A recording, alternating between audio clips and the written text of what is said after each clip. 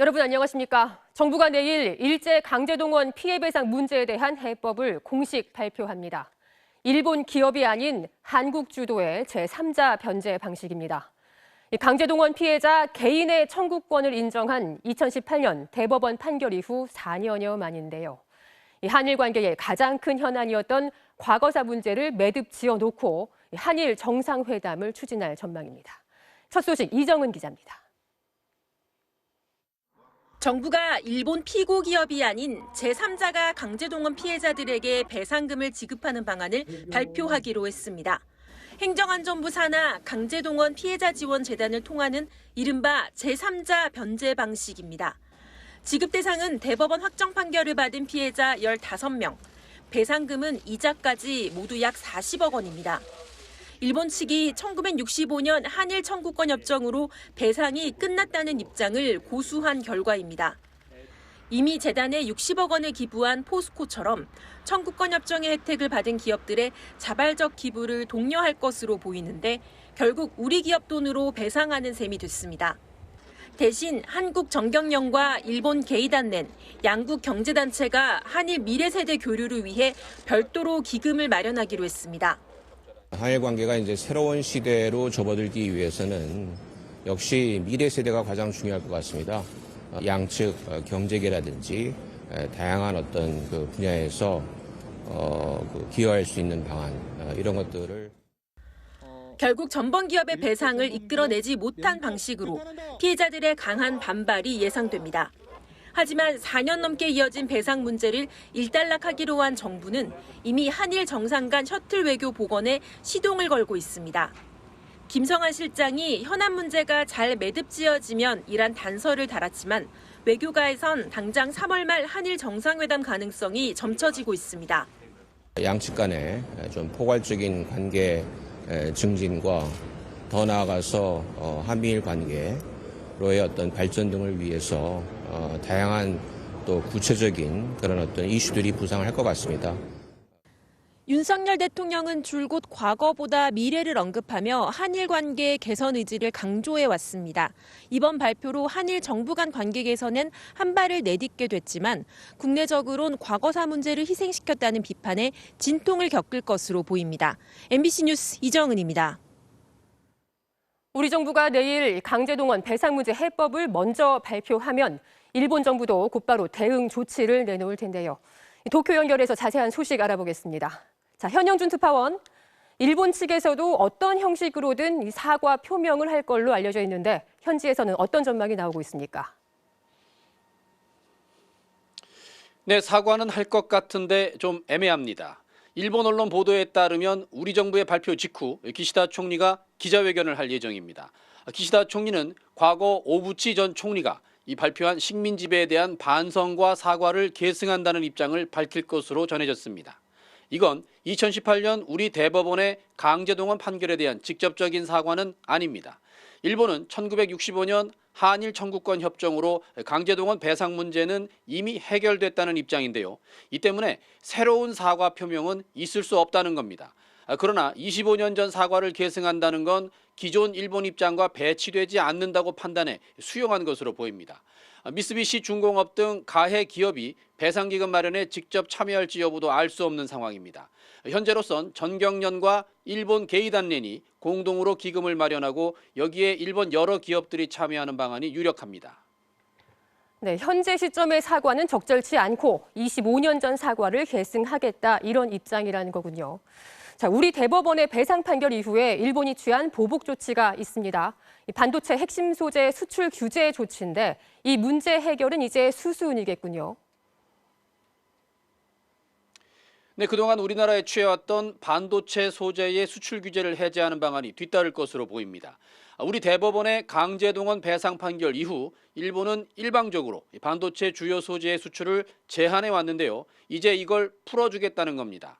일부 언론들은 한국의 강제동원 해법 발표 이후에 윤 대통령과 기시다 총리가 이달 중 도쿄에서 정상회담을 가질 것이라거나 오는 5월 열리는 히로시마 G7 정상회의에 윤 대통령이 초청될 수도 있다고 보도했습니다. 지금까지 도쿄에서 전해드렸습니다.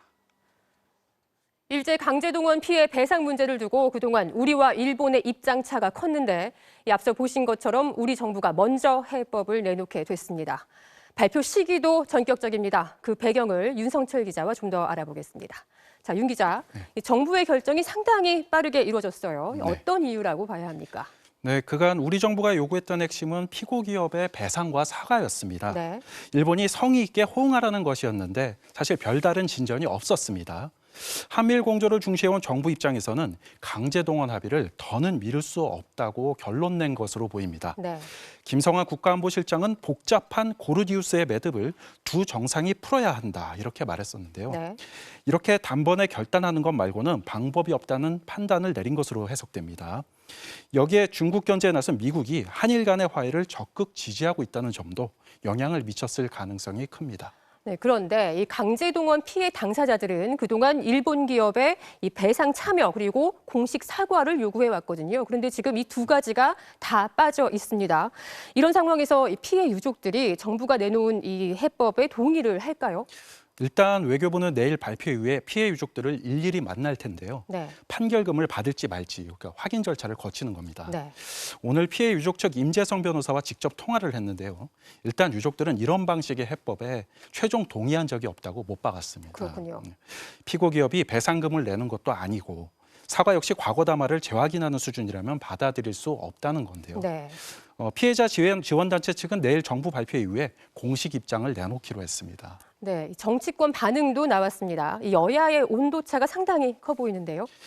네, 양금희 국민의힘 수석 대변인은 어두운 과거에만 매몰돼서는 앞으로 나아가지 못한다 이런 입장을 내놨습니다. 미래 세대를 위해서 이런 외교적 해법이 필요하다고 강조한 셈인데요. 네. 반면에 박성준 더불어민주당 대변인은 잘못된 합의는 역사적 오점으로 기록될 것이다 이런 비판을 내놨습니다. 네. 특히 피해자가 가해자에게 머리를 조아리는 꼴이라면서 발표를 철회할 것을 요구했습니다. 네, 윤 기자 잘 들었습니다. 다음 소식입니다. 어젯밤 인천의 한 전통시장에서 불이 나 점포 55개를 태웠습니다.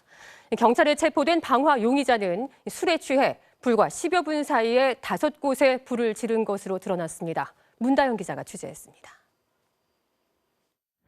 캄캄한 밤하늘에 아파트 단지 너머로 시뻘건 불길이 치솟습니다. 거대한 검은 연기가 피어오르고 연이어 폭발하는 소리도 잇따릅니다. 다 터져. 엄청 터진다. 어젯밤 11시 반쯤 인천 송림동 현대시장에서 불길이 치솟았습니다. 인명피해는 없었지만 불이 확산되면서 시장 내 점포 55개를 태웠습니다. 불이 그냥 완전히 그냥 막 엄청나게 올라오더라고. 그래서 시장에 불이 났으니까 빨리 나와라. 날이 밝은 시장은 앙상한 철골 구조만 남아 폐허처럼 변했습니다. 불이 난 점포는 가게 안팎이 모두 타버려 원래 무엇을 팔던 곳인지 알아볼 수 없을 정도입니다. 화재의 열기를 이기지 못하고 지붕도 이렇게 주저앉았습니다. 손님들에게 팔려던 냄비와 그릇도 배추와 무도 모두 시커멓게 타버렸습니다. 다 탔어요, 다 탔어. 어저께 주말이라 이틀 장 보려고 많이 또 갖다 놨지. 요새 야채금도 비싼데. 잿더미가 돼버린 가게 앞에서 상인들은 말을 잇지 못합니다. 진정이 안 돼갖고 밥도 안 넘어가고 어젯밤에만 해도 괜찮았는데 이게 뭐 몇 시간 사이. 경찰은 시장 주변 CCTV를 분석해 오늘 오전 방화 용의자로 40대 남성을 체포했습니다. CCTV에는 이 남성이 시장 주변을 돌아다니며 불을 지르는 장면이 찍혔습니다. 경찰 조사 결과 이 남성은 10여 분 사이에 시장 안팎 5곳에 연이어 불을 지른 것으로 드러났습니다. 이 남성은 경찰 조사에서 술에 취해 기억이 나지 않는다고 말했지만 결국 범행을 시인한 것으로 전해졌습니다. 경찰은 구체적인 범행 동기 등을 확인한 뒤 이르면 내일 오전쯤 구속영장을 신청할 방침입니다. MBC 뉴스 문다영입니다. 지하철에서 잠든 승객이나 취객의 휴대전화만 골라서 상습적으로 훔쳐온 40대 남성이 현장에서 경찰에 붙잡혔습니다. 김민형 기자입니다. 서울 지하철 2호선 전동차 안. 한 남성이 승객이 졸다 떨어뜨린 휴대전화를 주워 옆자리에 올려놓고는 잠시 뒤 휴대전화를 들고 달아나 버립니다. 이 남성은 늦은 밤 취객을 돕는 척하며 휴대전화를 훔쳐오다 지난달 24일 잠복 수사를 하던 경찰에 붙잡혔습니다. 별도 혐의로 우리 긴급 체포하는 거예요. 네. 절도 전과가 있는 이 남성은 생활비가 모자라 휴대전화를 훔쳐 팔았다고 진술한 것으로 전해졌습니다. 경찰은 그제 이 남성을 구속 상태로 검찰에 넘기고 추가 범죄 여부를 조사하고 있습니다. 시꺼먼 연기가 자욱한 터널 안. 불이 난 차량 쪽으로 청년들이 달려갑니다. 불을 보자마자 직접 진화에 나선 이들은 전남 고흥소방서 소속 소방관 4명. 그제 아침 밤샘 근무를 마치고 퇴근하다 다급한 상황에 팔을 걷어붙이고 나선 겁니다.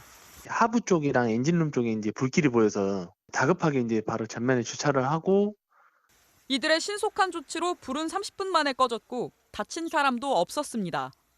어제 오전 경기 양평의 한 주택에서는 수백 마리의 개 사체가 발견돼 경찰이 수사에 나섰습니다.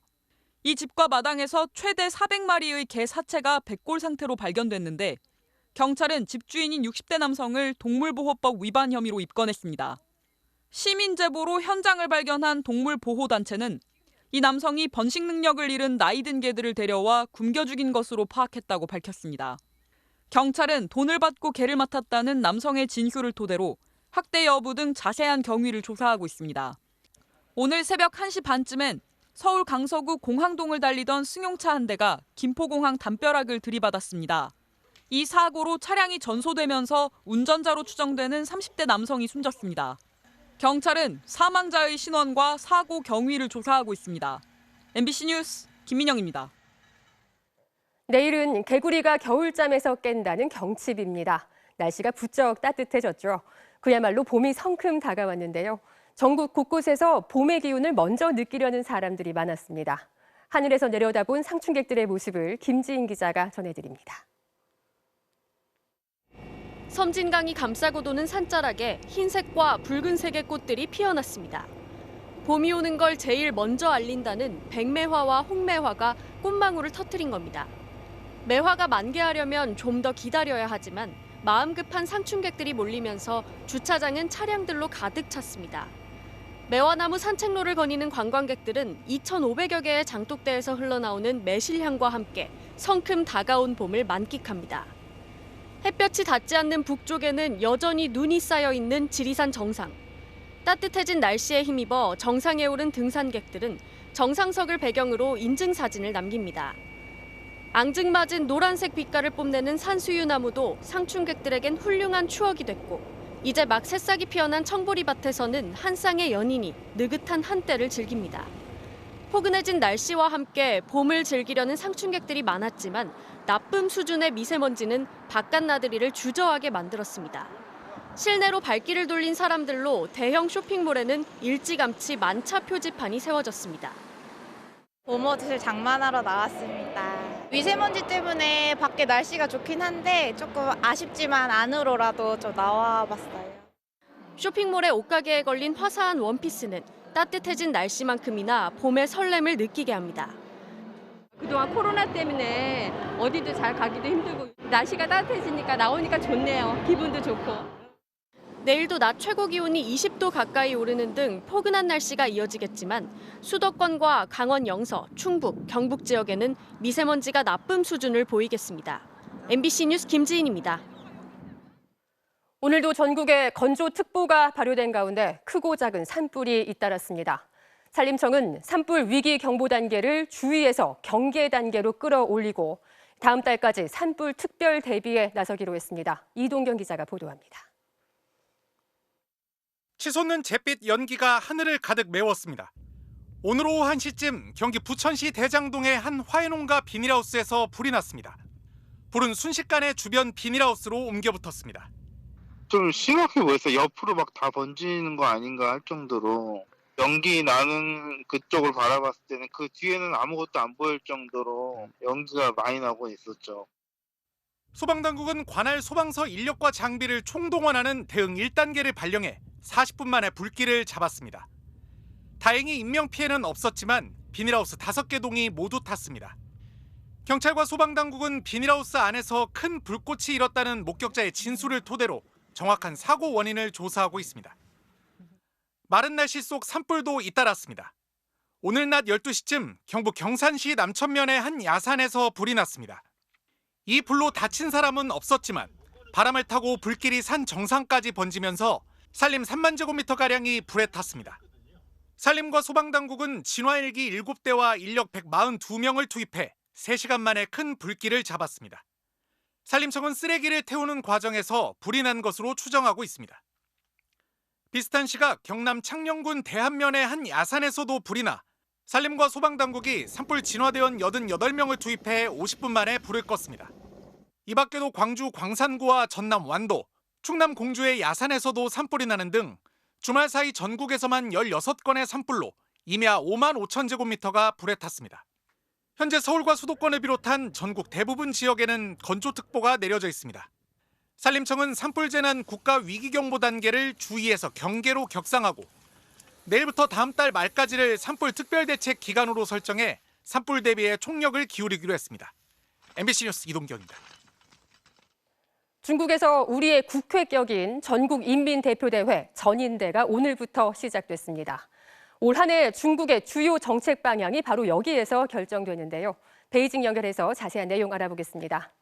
자, 이혜인 특파원, 중국 경제는 우리 경제와도 아주 밀접하게 연결돼 있는데요. 중국이 올해 경제 성장률 목표를 역대 최저치로 잡았다고요? 네, 그렇습니다. 오늘 발표된 올해 경제 성장률 목표치는 5% 안팎으로 중국이 GDP 성장률 목표를 공개한 1994년 이후 가장 낮은 수치입니다. 지난해에는 5.5% 안팎을 제시했다가 3% 성장에 그친 바 있습니다. 전문가들도 예상보다 낮다는 반응입니다. 제로 코로나 정책이 폐지된 만큼 경제도 정상화될 거고 지난해 저성장으로 인한 기저효과를 감안하면 5%는 넘을 거란 예상이 많았습니다. 이 성장률 목표치가 중국 당국이 경제를 어떻게 바라보고 있고 또 어떻게 운용할 것인지를 보여주는 지표라는 점을 감안하면 올해 중국 경제는 생각보다 안 좋을 수 있고 경제정책도 대대적인 경기 부양보다는 안정적 성장에 방점을 두고 운영될 것으로 예상됩니다. 중국 당국의 이 같은 판단에는 반도체 등 첨단 기술 분야를 중심으로 한 미국의 압박 같은 외부적 요인에다 침체된 부동산 시장과 막대한 재정 적자 같은 내부 불안 요인이 함께 영향을 미친 것으로 보입니다. 우리나라는 수출에서 중국이 차지하고 있는 비중이 23%나 되기 때문에 중국 경제가 안 좋으면 우리 경제도 타격을 받을 수밖에 없습니다. 자, 경제 상황은 이런데도 중국이 국방 예산은 대폭 증액을 했다고요? 네, 그렇습니다. 지난해 대비 7.2% 늘어난 293조 원입니다. 57조 원인 한국의 5배, 65조 원인 일본의 4.5배 수준입니다. 1,000조 원이 넘는 미국에는 아직 비할 바가 아니지만 매년 증액률이 높아지고 있습니다.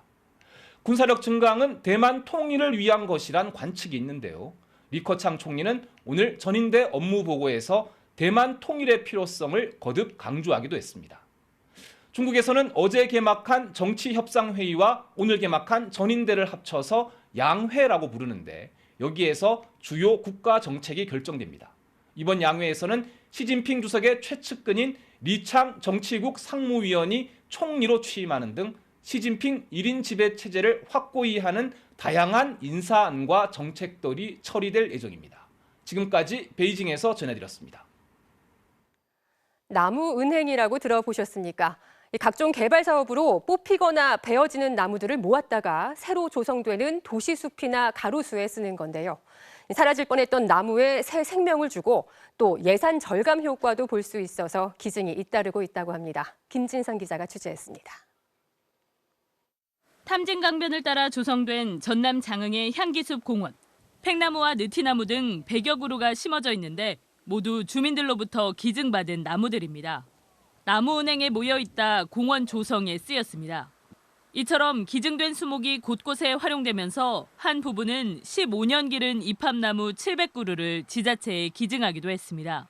이제 우리 고향에 살고 있지 않습니까? 장흥 장평에서 살고 있는데 뭔가를 한번 그 장흥에다가 조원에다가 그런 것을 한번 하고 싶어 했었는데 기증받거나 개발 사업장에서 수집된 수목들이 모이는 나무은행은 장흥에만 6곳, 7만 7천여 제곱미터 부지에 3,100여 그루가 이식돼 있습니다. 도시숲이나 공원, 가로수 조성 사업에 활용돼 예산을 절감하면서 녹지 공간도 확충하는 효과를 거두고 있습니다. 장군에 대한 예산을 절감하고 그리고 이런 기후 변화에 따른 우리 탄소 중립을 위해서 말 그대로 이 도심 녹지 공간을 확대하는 그런 효과를. 지난 2007년부터 전남에서 처음으로 시작된 나무은행 제도. 현재까지 수집된 수목의 90%인 47만여 그루가 재활용되면서 647억 원의 예산이 절감됐습니다. MBC 뉴스 김진선입니다. 프랑스 지방선거에서 최초의 트랜스젠더 시장이 탄생했습니다. 세 아이의 아버지로 평범한 삶을 살다 50살에 성전환을 했던 마리 코우 시장은 있는 그대로의 모습으로 산다는 것은 인간의 가장 근본적인 자유라며 다름을 인정해야 한다고 말했습니다. 조명화 특파원이 만나봤습니다.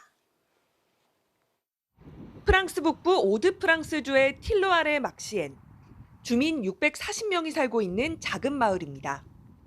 이 마을에서는 지난 2022년 프랑스 최초로 트랜스젠더 여성을 시장으로 선출했습니다. 분주하게 출근 준비를 하고 있는 이 여성은 마리코.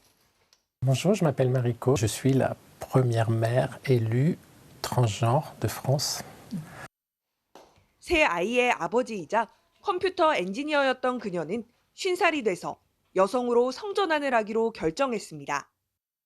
Donc j'essayais d'avoir un travail, une famille, une maison, des enfants, et puis arrivé à 40 ans, là c'était plus possible. 성전환 이후 남은 삶은 봉사하며 살겠다고 결심한 그녀는 파리 생활을 접고 이곳으로 내려와 시장에 출마했고 2020년 당선됐습니다. 시장으로 일한 지 약 2년. 어린이집을 새로 만들었고 주민들과의 소통도 늘렸습니다.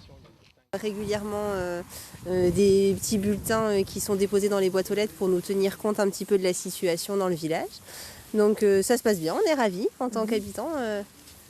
Consciencieuse en fait du travail qui va être rendu. Il y a pas de, je fais pas de distinction quoi. Pour moi, c'est une personne comme une autre. 자신과 같은 고민을 겪었던 성소수자들의 멘토를 자처하는 그녀. 다름을 존중하는 게 소수자들은 물론 사회 전체를 위해서도 중요하고 도움이 된다고 강조합니다. Et qu'on n'a pas à être discriminé simplement parce qu'on est différent. Il y a beaucoup de gens qui sont différents. Il faut rentrer dans une norme. Non, je pense que la créativité vient justement du respect des différences. 특히 성정체성은 선택할 수 있는 문제가 아니기 때문에 있는 그대로 존중해야 한다고 말합니다. Et c'est pas une maladie honteuse d'être LGBT. C'est une liberté fondamentale de l'être humain d'être qui il est.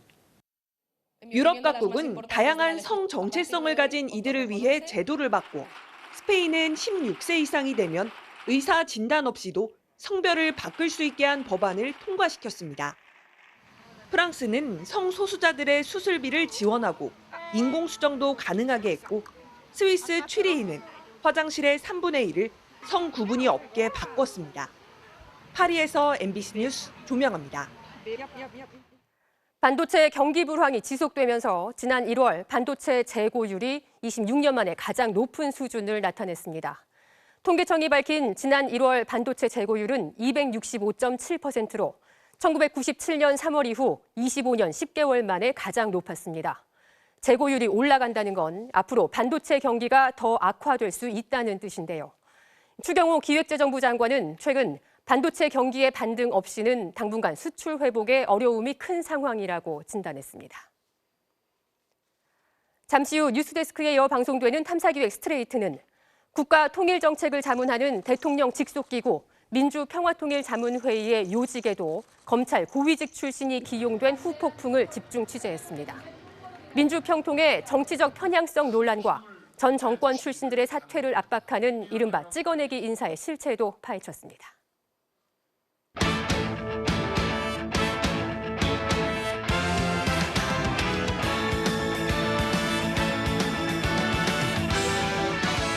일요일 밤 스포츠 뉴스입니다. WBC 첫 경기를 이제 나흘 앞둔 우리 대표팀이 일본에서 첫 공식 훈련을 진행했습니다. 추호와 멤버로 무장한 일본 대표팀도 수많은 취재진 앞에서 컨디션을 조율했습니다. 오사카에서 이명록 기자입니다. 선수들의 몸 상태는 가벼워 보였습니다. 가벼운 스트레칭에 이어 캐치볼과 주루 훈련으로 몸을 풀었고 컨디션 조절에 애를 먹고 있는 최정도, 모든 훈련을 정상적으로 소화했습니다. 이제 페이스 조절하는 거니까요. 최정 선수도 지금 오늘 정상적으로 괜찮은 것 같고 준비 다 잘 됐습니다. 투수들의 컨디션을 집중 점검한 이강철 감독은 내일 연습 경기 선발로 소영준을 선택하고 실전 같은 경기를 예고했습니다. 우리 대표팀의 공식 훈련이 끝난 뒤 일본 대표팀의 훈련이 진행된 실내 훈련장엔 100명이 넘는 일본 취재진이 몰려 발 디딜 틈이 없었습니다. 관심은 역시 오타니에 집중됐습니다. 어제 나고야돔에서 가진 훈련에서 27번 스윙에 홈런 9개를 기록했고 5층 관중석을 직격한 대형 타구까지 날렸습니다. 昨日もバッティング練習を初めて日本で公開しましたけど、直接見たんですけど、飛距離もズバ抜けてる。もう全てがズバ抜けてる。 오늘은 투구 훈련에 집중한 오타니를 비롯해 베테랑 다르비쉬와 시속 160km대 광속구 투수 사사키까지 どういったっていうよりも、これだけの選手揃ってもらって、こっちはねもう信じていくだけですけど、感覚的には、明日から WBC 始まるつもりでやっていきます。 일본도 초호와 투수진의 컨디션을 대회 개막에 맞추는 데 주력하고 있습니다. 오사카에서 MBC 뉴스 이명노입니다. 네, K리그1 울산과 서울이 나란히 개막 2연승을 이어갔습니다. 전북은 수원과 1대1로 비겼습니다. 김수근 기자입니다. 오늘도 울산의 해결사는 엄원상이었습니다. 후반 4분 후방에서 한 번에 넘어온 패스를 빠른 스피드를 앞세워 선제골로 연결했습니다. 엄원상의 2경기 연속골에 울산은 2연승을 달렸고 강원은 2경기 연속 0패를 당했습니다. 서울도 개막 2연승 대열에 합류했습니다. 중반까지는 홈팀 광주에 고전했습니다. 엄지성에게 골을 내주는 듯 싶었지만 비디오 판독으로 한숨을 돌린 서울은 후반 10분 엄지성의 경고 누적 퇴장으로 경기 주도권을 가져갔습니다. 그리고 헤더 2방으로 승리를 챙겼습니다. 후반 13분 오스마르가 득점 포문을 열었고 경기 종료 직전엔 박동진이 역시 머리로 승리의 쐐기를 박았습니다. 전북은 수원과 1대1로 비겼습니다. 전반 9분 조규성의 페널티킥으로 앞서갔지만 후반 14분 수원의 아코스피에게 엄청난 동점 원더골을 허용하며 시즌 첫 승 신고를 다음으로 미뤘습니다. MBC 뉴스 김수근입니다. 현대건설 양효진 선수가 프로배구 남녀부 최초로 통산 7,000득점 고지에 올랐습니다. 바로 이 블로킹 득점이네요. 일요일 밤 스포츠 뉴스였습니다.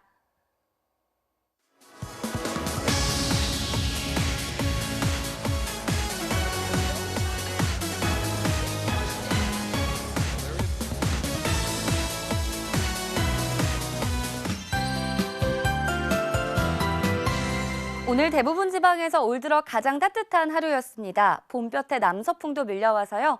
한낮에 서울이 15.4도, 대구도 17.2도로 4월 초순에 해당하는 기온을 보였는데요. 이번 주는 날이 갈수록 더 따뜻해지겠습니다. 내일 서울의 낮 기온이 16도, 모레 17도까지 오르겠고 대구 등 남부와 동해안은 20도를 넘나들 텐데요. 그만큼 일교차는 크게 벌어지니까 감기 들지 않도록 조심하셔야겠습니다. 또 지금 서쪽 지방을 중심으로 대기가 정체하면서 경기 남동부 지역에는 초미세먼지 주의보도 발령 중에 있는데요. 미세먼지는 화요일인 모레까지도 쌓였다 흩어지기를 반복하다가 주 중반에야 말끔해지겠습니다. 또 전국의 건조특보 속 곳곳에서 산불이 잇따라 발생하며 산불 위기경보가 경계로 상향되는데요. 내일 오후부터 영동 지방에는 강풍까지 몰아칠 것으로 보여서 경각심을 더 크게 가지시는 게 좋겠습니다. 내일도 높은 하늘은 내내 맑게 드러나겠습니다. 아침 기온은 오늘과 비슷해서요. 서울의 최저 기온 3도, 춘천 영하 4도에서 시작하겠고요. 낮 기온은 쑥 올라서 서울 16도, 강릉 20도를 보이겠습니다. 화요일과 목요일 수도권 등 곳곳에 비가 조금 오겠고요. 당분간 기온은 예년 수준을 크게 웃돌 전망입니다. 날씨였습니다. 3월 5일 뉴스데스크 여기서 마칩니다. 저는 다음 주말에 다시 찾아뵙겠습니다. 고맙습니다.